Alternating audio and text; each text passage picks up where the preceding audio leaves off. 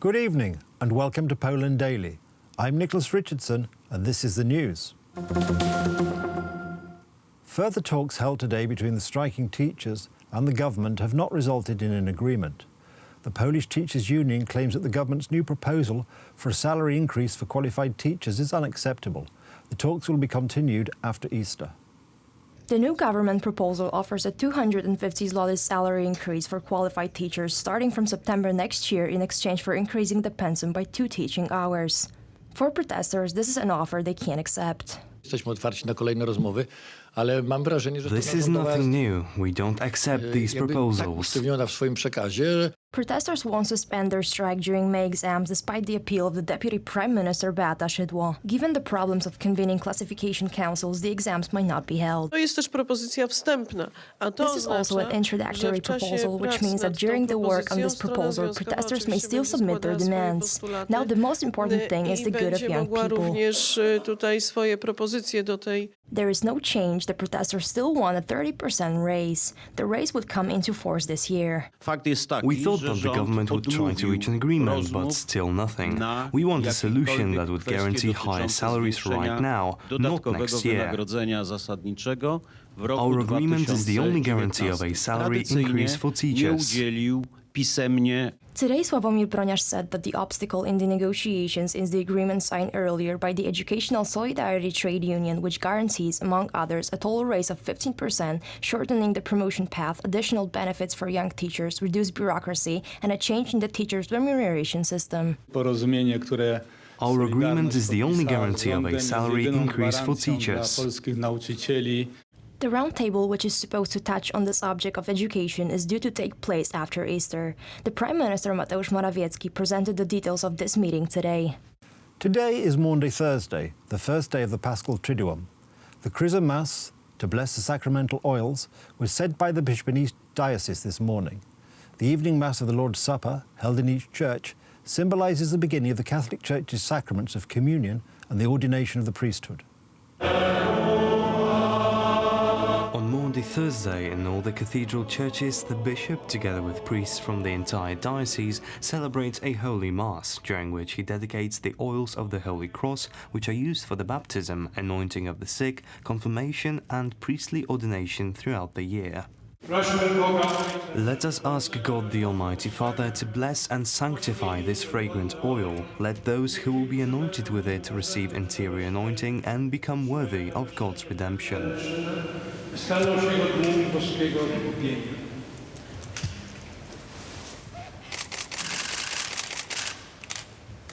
During the liturgy of Maundy Thursday, the priests renew their priesthood vows. The Chrism Mass is an expression of the unity and community of the diocesan clergy. All of us gathered here today come as priests to thank God for what happened some years ago during the priestly ordination, for this special grace, for this special election which took place through the ordination by putting the hands of the bishop and by anointing the priestly hands with the oil of the Holy Cross, as it just means that the Spirit of the Lord rested upon me, anointed and shielded me. He sent me to bring good news to the poor. In a homily spoken to priests participating in the liturgy, Cardinal Kazimierz Dolny said that the essence of priesthood is to be a steward of the sacraments, the Eucharist, and the proclaimer of the Word of God. You are the servants of the Church of the people of God, priests of God, and those who are sent not to be served, but to serve others, because we are all just people and established for the people. In the Greek Catholic Church, the Mass held on Holy Thursday is the Mass preceding Good Friday, the eve of Christ crucified. Stanisław Michalkiewicz, a well-known Polish publicist, has disclosed the contents of a diplomatic note of the Polish Ministry of Foreign Affairs in connection with the claims for the restitution of Jewish heirless property. The content of the note allegedly shows that the United States expects Poland to make progress in this matter. With more, from the Polish Parliament, here's Alexander Jazycka. The Parliamentary Circle Confederation wants an explanation from the Polish Prime Minister regarding a note prepared by the Ministry of Foreign Affairs a few months ago. The content of that note was made public yesterday by Stanisław Michalkiewicz and is an official record of the talks between Jacek Horodowicz, the Polish Ministry of Foreign Affairs Jewish Matters envoy, and his American counterpart. The talks concern the so-called Jewish claim to heirless property. According to the presented information, the American side is supposedly pressing their Polish counterparts to move forward talks between the Polish and Jewish side and make progress in the return of Jewish property.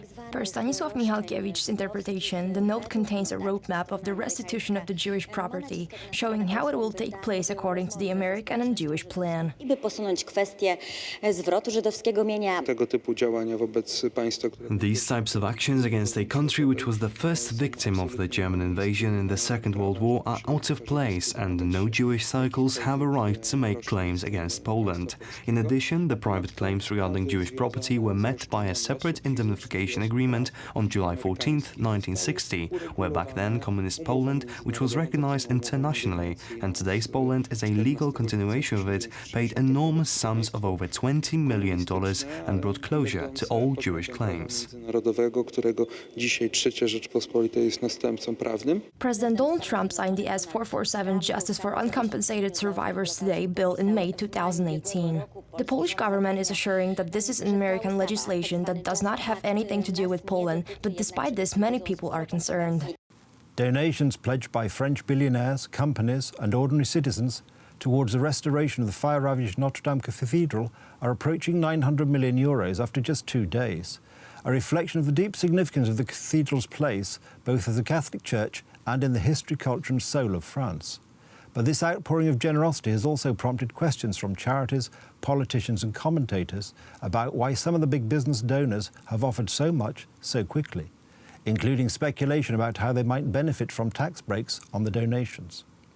Emmanuel Macron, the president of France, said in a message that the reconstruction of Notre Dame will be completed within years. Experts and firemen are less optimistic. In their opinion, it will be difficult to repair the damage caused by the fire, which some experts think could take decades. Ça crée un appel d'air en tout cas. I think the Notre Dame fire caused a pull factor. It created an awareness for the French people that our heritage is a challenge. Firstly, our heritage is fragile. We can see that. Notre Dame is 850 years of history, 850 years that stood through everything. Fires, wars, revolutions, and it only took a spark for it all to catch fire.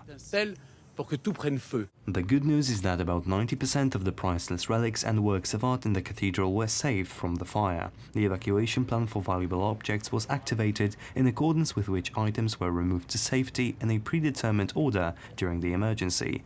This was possible thanks to the creation of a human chain with objects being passed from hand to hand. It is a huge defeat which, I think, has triggered a reaction of extraordinary solidarity around the world. It is very comforting for parishioners and Christians when we see this amazing mobilization for something which is more than simply a religious monument. All the French say that the heart of Paris has been wounded, including the heart of the Church, the heart of the Mother, or Mother of God. Nearly 300 firefighters who took part in fighting the fire at Notre Dame Cathedral were met by President Macron in the Élysée, Bishop Patrick Chauvet, rector of Notre Dame, and Mayor of Paris, Anne Hidalgo. The cause of the fire is still unknown, although the preliminary findings of the investigators reject the theory that the fire was a result of a mistake in the renovation works. That's the news. Thank you for watching. Stay with us for the weather, business and more programmes. But from me, it's have a good night and a better tomorrow.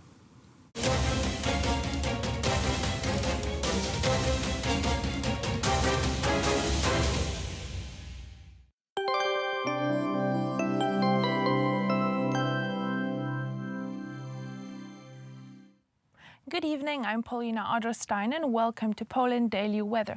Let's see what will happen tonight. So as we can see, nice and warm throughout the whole country. The minimum temperatures will be 9 degrees in Koszalin and Szczecin with clear skies over there. The maximum temperature will be 11 degrees in Bydgoszcz and 10 degrees will be noted almost all over the country. Now let's check the forecast for tomorrow. So very nice, warm and sunny almost all over the country. Some clouds will be appearing in the northeastern parts of Poland. Also Olsztyn, Gdańsk, Bydgoszcz and Poznań will see the most clouds, but the rest will be nice and sunny. 16 degrees in Rzeszów as well as in Lublin, the minimum of 15 in Gdańsk and the maximum of 20 degrees will be seen in Wrocław, Zielona Góra as well as in Poznań and Bydgoszcz. This is all for tonight, and join us for Poland Daily Business. Good night.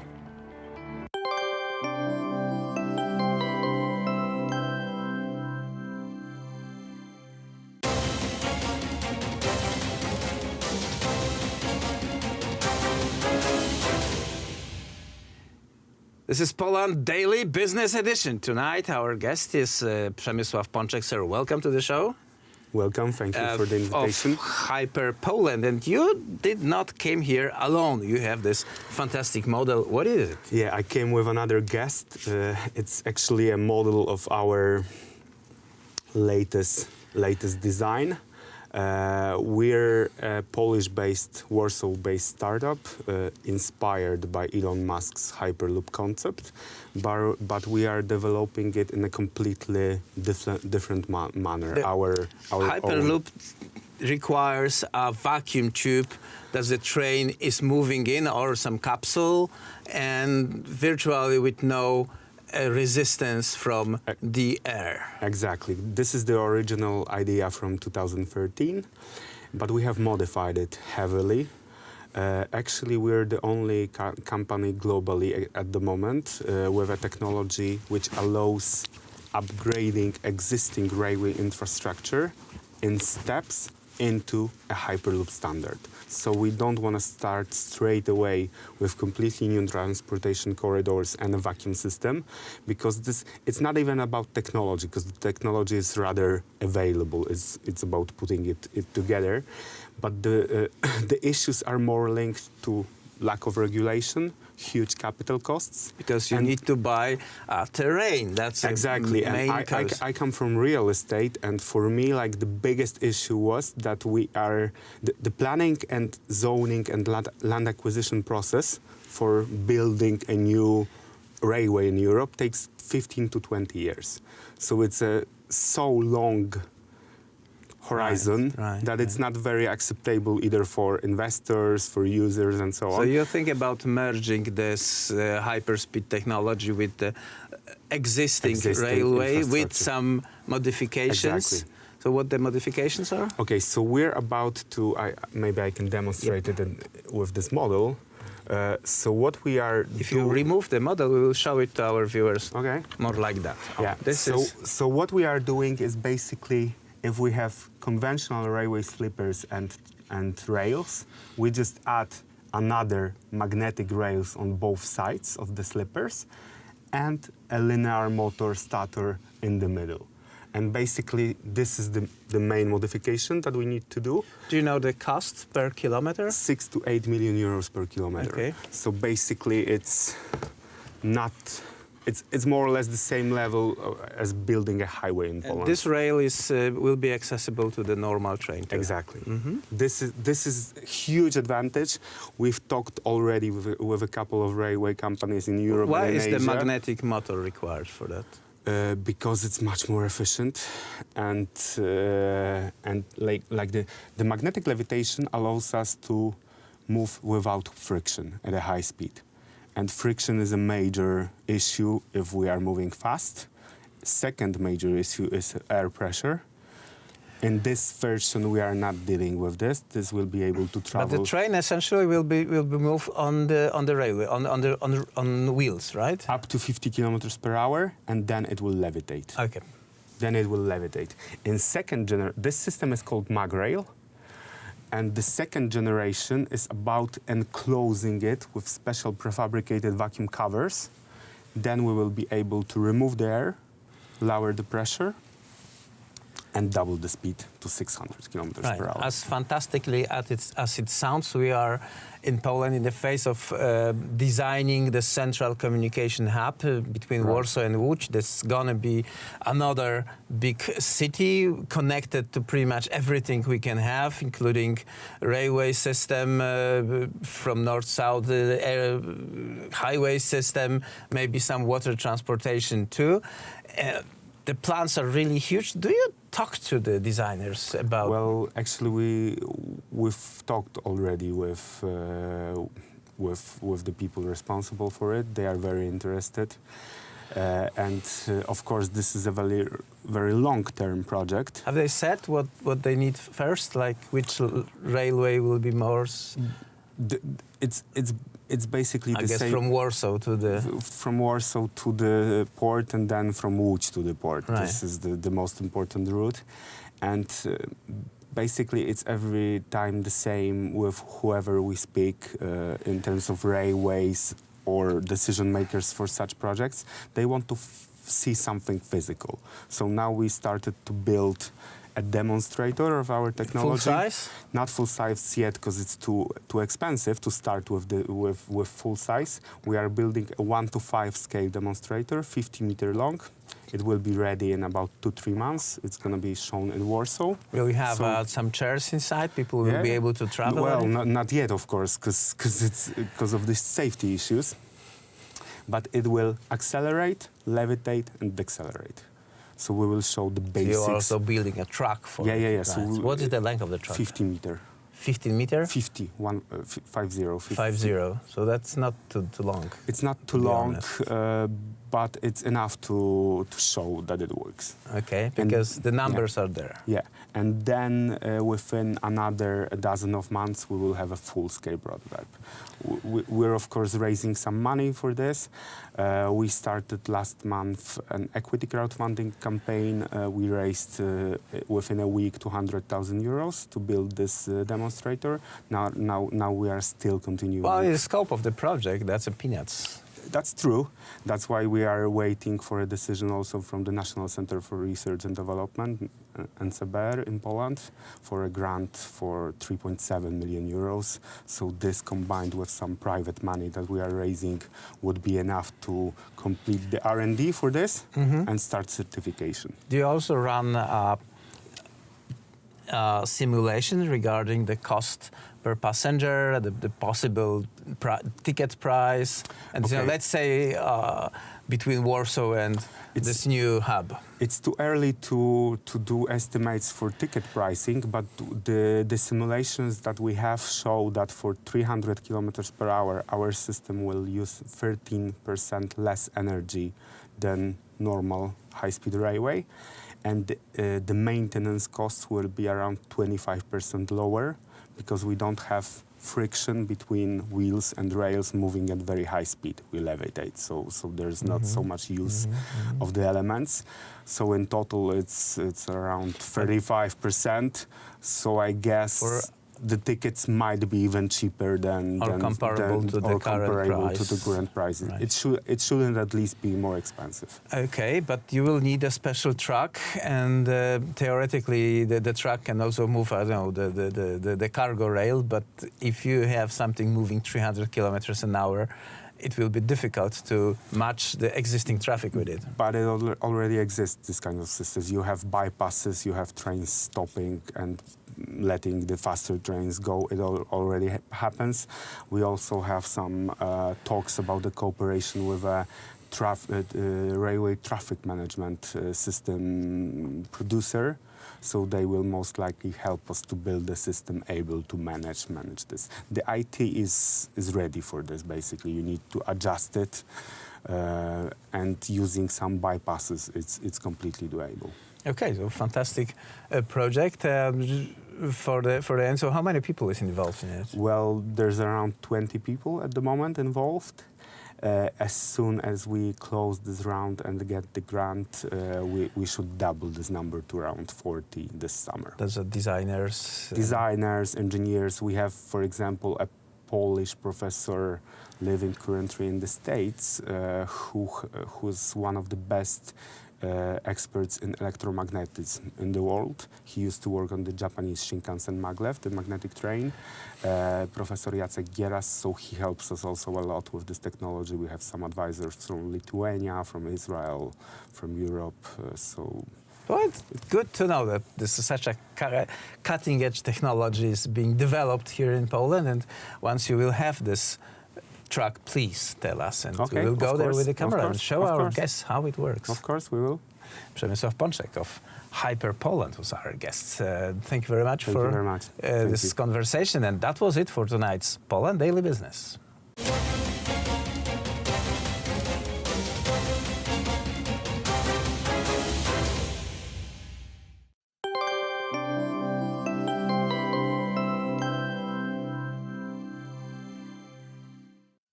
Good evening, I'm Paulina Otterstein and welcome again to Poland Daily Weather. Now let's see what will happen tomorrow in Poland. As we can see, nice and sunny almost all over the country. Some clouds will be appearing here and there, but it will be very warm, up to 20 degrees in Bydgoszcz, Poznań, Wrocław and Zielona Góra, 19 degrees in Katowice, Krakow, the minimum of 15 in Gdańsk, 17 in Olsztyn, 16 in Rzeszów as well as in Lublin. And now let's see what will happen tomorrow in Europe.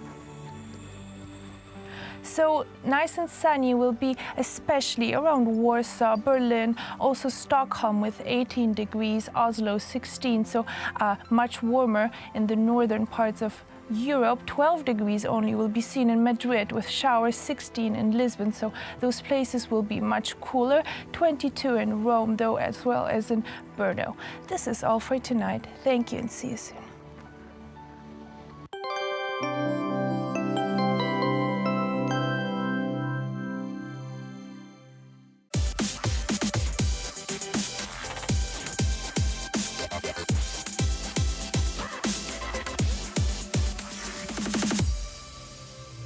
The history of Krakow's Obwarzanki dates back to the Middle Ages. The first known mention of it dates back to 1394. In the financial books of King Vladislav II Jagiełło and Queen Hedwig's court, it was noted, for the queen pro circulus Obwarzanki 1 grosz. The name Obwarzanki refers to its production process and derives from obważyć, to parboil, a distinctive technique of boiling the dough.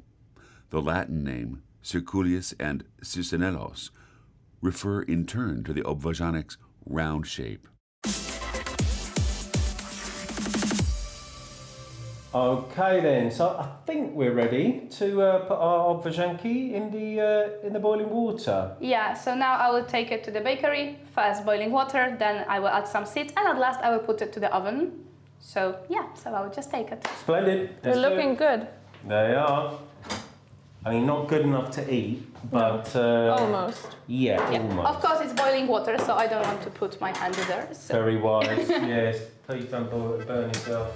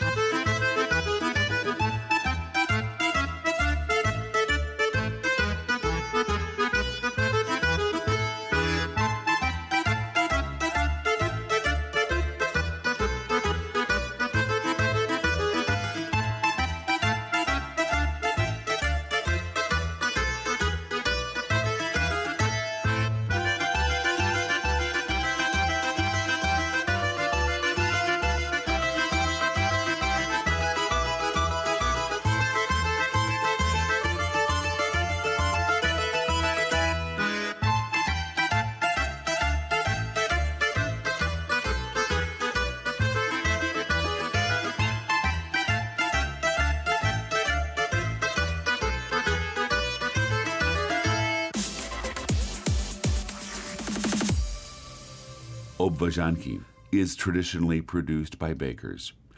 At first, they were baked only during Lent. In the 13th century, the Bakers' Guild was created in Krakow. Back then, the Obwarzanki could only be made inside the city walls by specific bakers who were allowed to sell them in the bakery stalls around Sukiennica on the main market. The production and selling of the Obwarzanki was carefully monitored by the members of the guild back then, but it's likely that from the mid-19th century, any baker could make them. Up until the 1950s, the Obwarzanki were sold from linen-lined wicker baskets.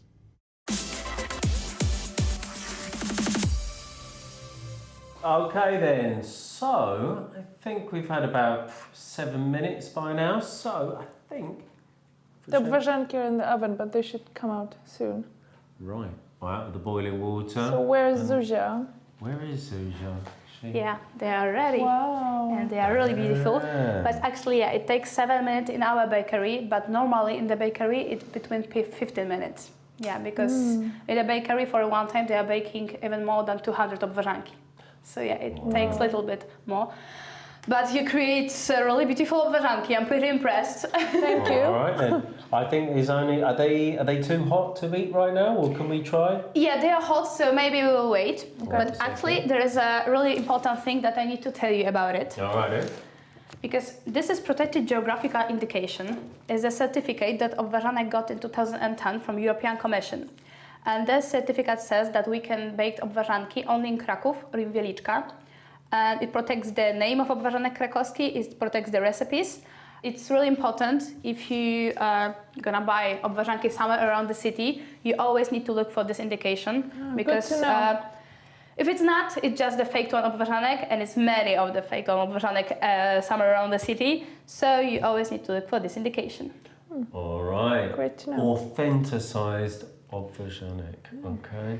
Okay, so I think I can give you obwarzanki now. Ooh. So. Right then, so what are we going to Exciting. do? Am I going to taste a bit of your one? You're going to taste a bit of my one? Or? Sure. Yeah, let's do it. What did I go for? I went for poppy. Sesame. I'm Poppy. You're poppy. You I'm always sesame. can check the signs, you know. Yeah. Okay then. So This one is Zuzia's. Yeah, that's mine. right, that's yours. Maybe you want to pick your Yours one. one is in the middle. Mine's in the middle. So let's see. Looking yeah, good. it's quite hot. Yeah, if you want to, you can put it to the back. Yeah. Okay. Wait, maybe I will do it. Oh, thank you. Because for me. All right. Okay. Thank you. Break a little bit off. Yeah. Woo. Yeah, It that's is hot. quite hot. Oops. Yeah, you know, it's almost 250 degrees, so. And do you like it? Very good. Because, you know, it's only one chance in here in our museum to eat a really fresh Warm one. obwarzanki and warm obwarzanki. It doesn't get more fresh than that. Enjoying yours? Super good. You want to try it? Oh, go on then. We'll have a little swap. Go ahead.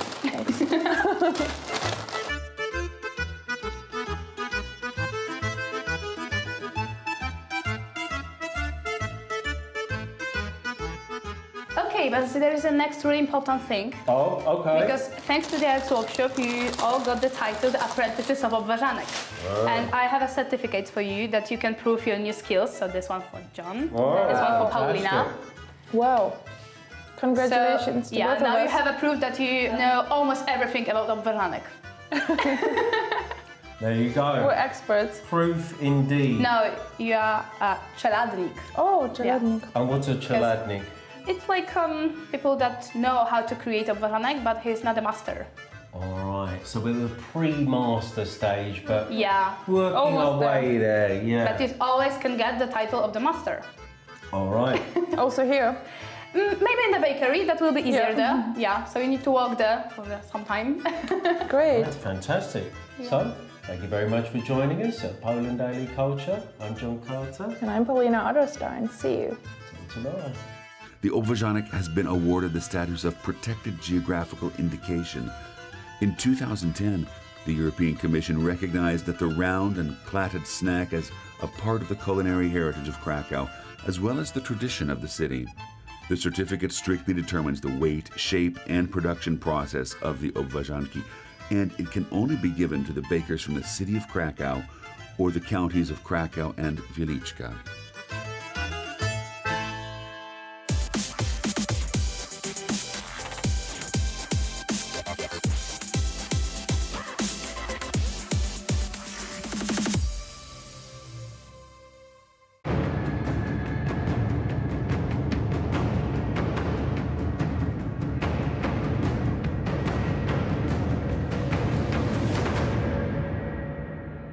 Ladies and gentlemen, welcome to Poland Daily History. Today we are at the city of Lublin, precisely the Dominican Monastery of Lublin. We will meet with Mr. Martin Dalebout, a Dutchman that moved to Lublin, fell in love with the city, and now worked as a tour guide showing the world Lublin's most crown jewels. We are here at yet another beautiful church on the corridor with these magnificent paintings. I was wondering if you can tell me a little bit about the significance of this place and the story behind it. We are here at the Dominican Monastery in Lublin, and this is an old place. The Dominicans arrived around 1250 here in Lublin. They settled themselves at this spot. It was at the edge of the old town, and they stayed. And up to today, this is an active monastery, so we have the fathers living here and running this monastery. I'd like to share actually, Ben, a story with you about this monastery because a horrible crime happened here in 1991. Right. And yeah, it's really a nasty story. We have here a basilica attached to the monastery. Right. And we had there fragments of the Holy Cross. And those fragments are stolen. Stolen? Yeah, literally stolen. And then you can ask yourself straight away the question, who is stealing church art? Exactly. Yeah, it's hard to believe. We think it is stolen by a collector. Collector? Yeah, literally a collector, because it was definitely a theft on commission. This whole church is full with religious art, gold, etc. You name it, it's there. And the only thing what they stole was a relic holder with pieces of the Holy Cross. So, you know, what do you need to do with it? You cannot do anything with it. So we think literally that a collector has it now in his possession. Another thing could be is that the pieces of the Holy Cross of fragments are ended up in the Ukraine, because there's a legend attached to it stating that they were not destined for Lublin, but for Kiev. And if they end up in Kiev, it would be bring peace to the Ukraine. No, in the current situation in the Ukraine, sorry for our neighbors. Probably didn't work out that well. No. So I think it is collected by a nuthead. It was a very easy crime to commit, and actually a very painful crime, because what did they do? The thieves went simply to the last mass. They were hiding behind the benches, waiting until the monks had finished their service. They popped up, they went to the chapel, simply picked the lock of the fence in front of the chapel, took the relic holder out, and saying goodbye, and that was it. And it is so painful because the monks were literally at that point discussing installing CCTV, and they voted against it because it was not hospital. Oh yeah, it's painful. So of course you can imagine this crime was heavily investigated, believe me. And there's still on the web an English newspaper article that the prosecutor was stating that he felt like Indiana Jones because we have so many crypts and corridors, not only here under the monastery, but actually through the whole old town of Lublin. It's literally a maze under our feet. So yeah, that was a quirky note. We hope literally that the relics one day come back. So also to the public, please, if you know where the relics are, bring them back. The monks will be more than happy because yeah, they have a significant value here in town. Right. Outside of it being stolen, I was wondering if you can tell me a little bit about the significance of the relic, like what it represents and why it's so important. Cool, of course, I fill it in. The relics are so important because they are the real fragments of the cross Jesus died. It are the real fragments of the Holy Cross Jesus died on Golgotha. So it are real pieces of wood who are literally brought over already in the Middle Ages to Lublin. And they have a significant spiritual value and have also a power because often they saved Lublin. We had a great fire here at the beginning of the 1700s. They saved the old town by carrying the relics through the old town in procession. Lublin was bombarded in 1939 at the beginning of the Second World War. The Dominicans saved the abbey and this part of the old town by going outside of the monastery complex with the relics and organizing a procession. And we believe they stopped in this way the bombs and they protected their monastery, their property.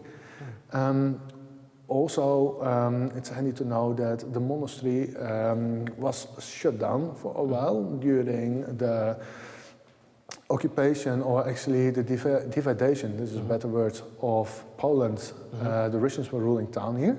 This was the only moment that the monks were not living here. They were literally sent to Siberia.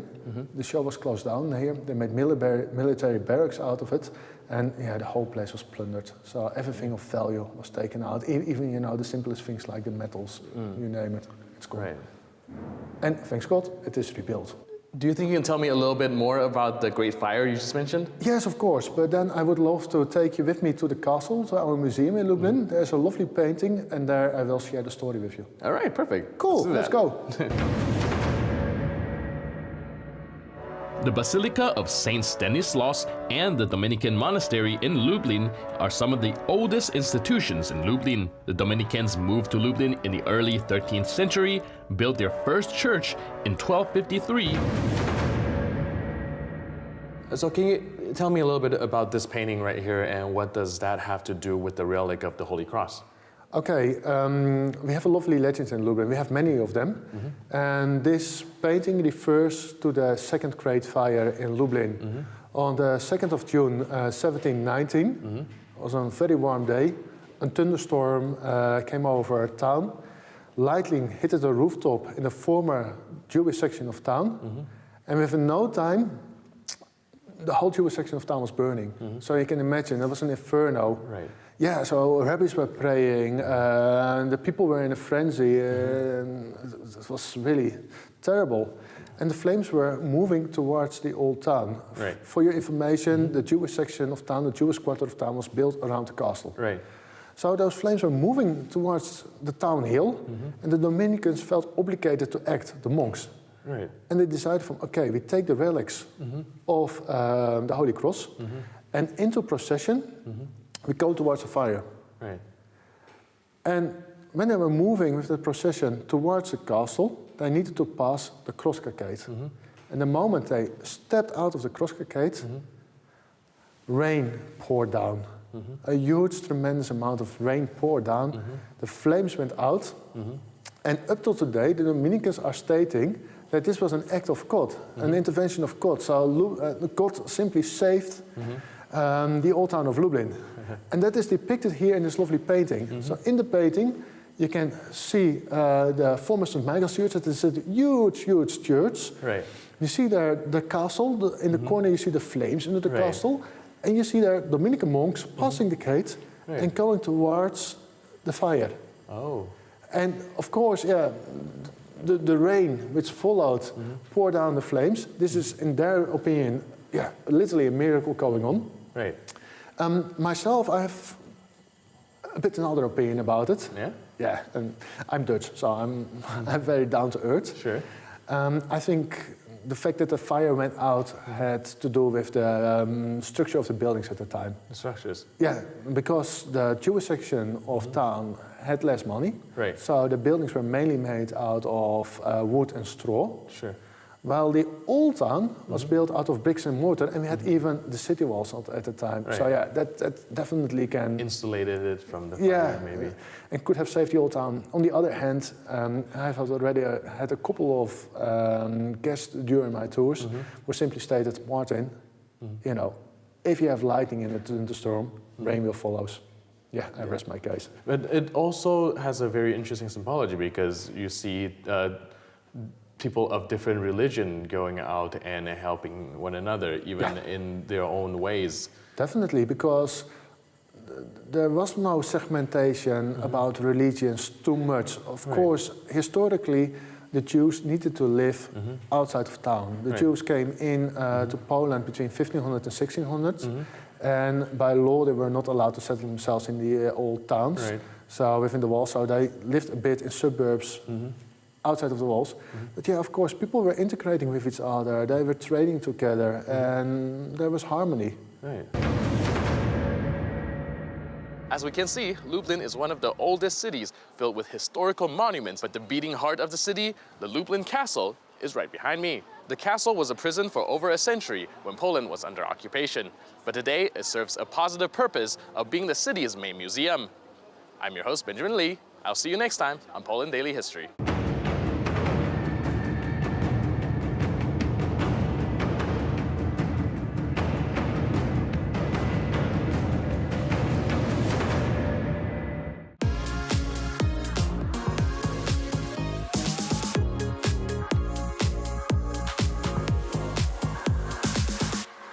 Welcome back to Poland Daily. We are standing again in the center of the market here in Kazimierz.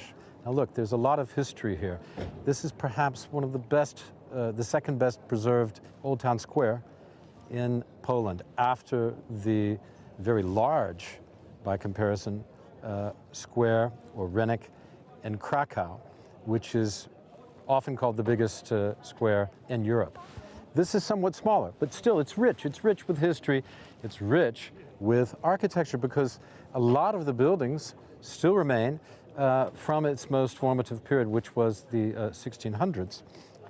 Beginning of the 14th century, though, the entire area of the town and the market was surrounded by one-story houses. They were later replaced, easy for me to say, by stone houses. And you can see, you will see soon some of these stone houses, particularly the ones behind me. We're going to turn around and go there in a little bit.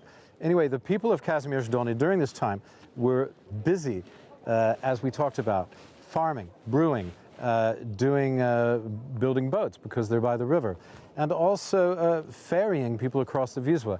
This was the major point, believe it or not, for getting people from one side to the other. It was later they would get competition in Kazimierz from other nearby towns, but not at this point. So what it does is Kazimierz owes its development to its transport of cereals, as we said before. That's wheat and other things, and barley, etc.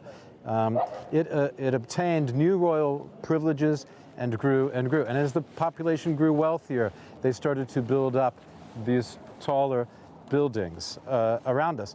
The economic heyday of the town, that is its greatest moment of success, there were silo after silo, just incredible amounts of grain silos all around here. And goods were traded, flour, salt, leather, gold, other things like that. And there was just a lot going on. They would load the cargo here at the port, which we'll take a walk and see in just a little while. They would load the products in the port, and about, I would say, 40 to 50% of the export goods in Poland were being sent from here. That's an incredible amount of goods from this, somewhat tiny location, to us at least in modern times. The goods delivered to the port included herring and cod and wine and the kind of things that were not made here. Spices, sugar, because you can't grow sugar in this part of the world. You can make sugar from beets. That's all you can do, but not proper sugar cane. That has to be imported. Yeah. So that is what was going on. Let's look at some of the buildings here. Look, just behind me. You see, these are the buildings that grew from the one story into grander buildings as people began to become more successful and grew richer and richer as business got better and better and better. So the principal time of the heyday of this particular place, Kazimierz Dolny, was from, let's say, it's the Tudor Elizabethan period, so 1500 to about 1650. So Tudor, Elizabethan, and Jacobean periods. This is Renaissance, and then into the transition of the 1600s, and leading up, as anyone who knows Polish history will know, to the Swedish invasion, the deluge. The Swedes just poured in. They realized that Poland was ripe for the picking, and those latter-day Vikings did not stop at anything. But let's look at this. Here we've got really an incredible building. They're two brothers, Przybylski brothers, I believe there were. They built, I think it's Nicholas and Christopher by memory, but if you could check me on that, I believe that's what it is.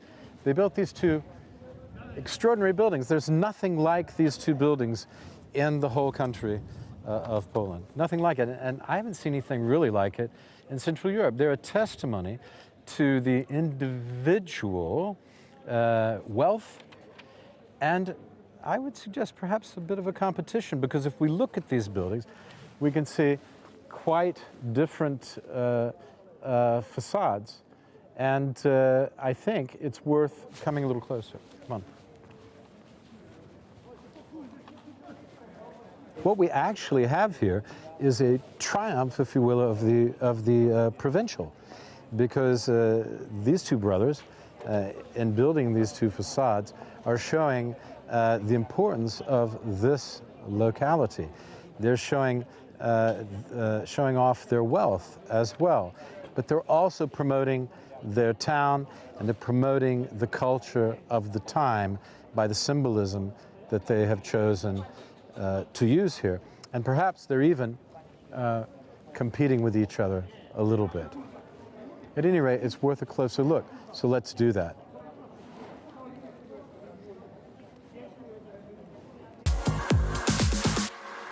No medieval or Renaissance marketplace is complete without its parish church. The church was an essential part of the community. If the castle was devoted to the practical matters of defense, the church was devoted to the spiritual life and the cultural life of the village in which it sits. Welcome back to Poland Daily. I'm here in the Old Town Square in Kazimierz Dolny, and behind me is the Church of St. Bartholomew and St. John the Baptist. No village would be complete without its own church, but this is not just any ordinary village church. Its roots go back quite a long way, several hundred years, and it was redone during the Renaissance into the form in which it exists now. So it has been adapted. Inside, we have an amazing organ from early 1600s, a wooden organ, and we can see that the style is something out of the Lublin Renaissance of the 17th century. Well, of course, 1600s is what that means. The organ actually from 1620. Also, the confessionals are of a very interesting Rococo design, and in general, it's rather grander village church than you would expect for a town of this size. But that goes back to its importance up until the mid 1600s. So the town was, we might say, battling above its weight. It was fighting above its weight. At any rate, let's see if we can go inside and get some pictures.